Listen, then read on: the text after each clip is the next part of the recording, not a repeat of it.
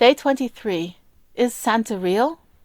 Chris's mother was in the kitchen decorating Christmas cookies when he asked the question. "Mummy, is Santa really real?" She took one look at his worried face and put down what she was doing and poured him some hot cocoa, and they went into the living room to snuggle in the comfy armchairs for this important talk. At the start she asked him, "Why do you ask?" He told her all about his quest to find out the truth, his friendship with Tina, the sleuthing book, and his observations, the toys he had found in the closet. He did not state his fear about the implications if Santa did not exist, but being the good mother she was, she read it between the lines anyway. "Chris, my darling, I am really impressed with all the sleuthing you have been doing, and Tina is a really nice girl. I want you to listen to all I have to say, because the question is a bit more complex than a simple yes or no. So yes, Santa is real, but not in the way that you have been thinking. He is not a single person. He is not a group of people. I am the person who fills your stockings with presents. I choose and wrap the presents under the tree, the same way my mother did it for me, and the same way her mother did it for her. And yes, Daddy helps too. I imagine you will someday do this for your children, and I know you will love seeing them run down the stairs on Christmas morning. You will love seeing them sit under the tree, their small faces lit with Christmas lights. Santa is bigger than any person, and his work has gone on longer than any of us have ever lived. What he does is simple, but it is powerful. He teaches children how to have belief in something they can't see or touch. It's a big job and an important one. Throughout your life you will need this capacity to believe in yourself, in your friends, in your talents, and in your family.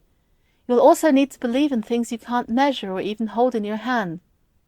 Here I am talking about love, that greater power that will light up your life from inside out, even during its darkest, coldest moments. Santa is a teacher, and I have been a student. And now you know the secret of how he gets down all those chimneys on Christmas Eve. He has help from all the people whose hearts he's filled with joy. With full hearts, people like Daddy and me take our turns in helping Santa do a job that would otherwise be impossible. So no, I am not Santa, and there is no one person Santa. Santa is an idea. Santa is love and magic and hope and happiness. I'm on his team, and now so are you. And Chris, I'm so proud of the kind, intelligent boy you have become. To so methodically figure this out and to come to that conclusion. Chris felt his heart grow lighter as his mother talked. He realized that Tina had been right, and there was a different way of looking at this.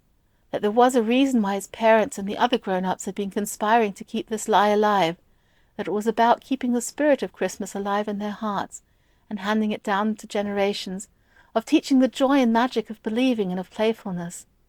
He was not quite sure if he would follow the same approach when his time came with his children, but he got it. He also felt proud to be part of the club of grown-ups who were aware of the truth.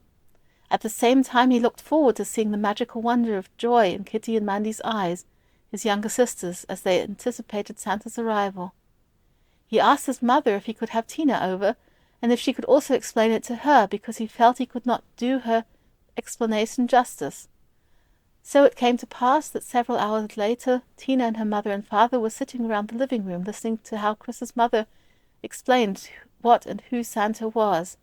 Tina's mum smiled and said that was a beautiful explanation, and how important it was that we keep this lightness and magic and hope alive in our hearts, even when we grow up and know that sometimes the facts and the situations don't seem to allow for it. Tina and Chris told their parents about their learnings on their journey, and their parents were really impressed with it all. After a lovely afternoon together, the parents agreed to do a few spontaneous changes to the Christmas routine, to allow Tina and Chris to get a glimpse of how Christmas is celebrated in different cultures.